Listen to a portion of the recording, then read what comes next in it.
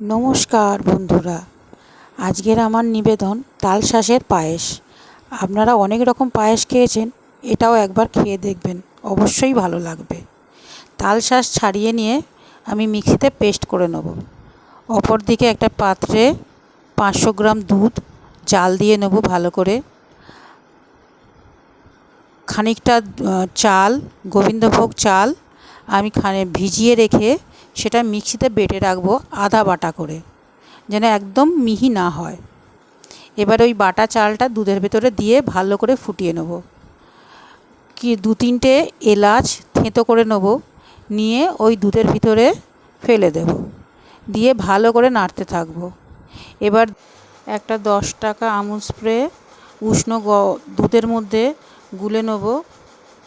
ভালো করে গুলিয়ে নিয়ে ওই দুধের মধ্যে পুরোটা আস্তে আস্তে দিয়ে দেবো, দিয়ে অনবরত নাড়তে থাকতে হবে, নাহলে চাল আর এই দুধ একসঙ্গে দলা পাকিয়ে যাবে।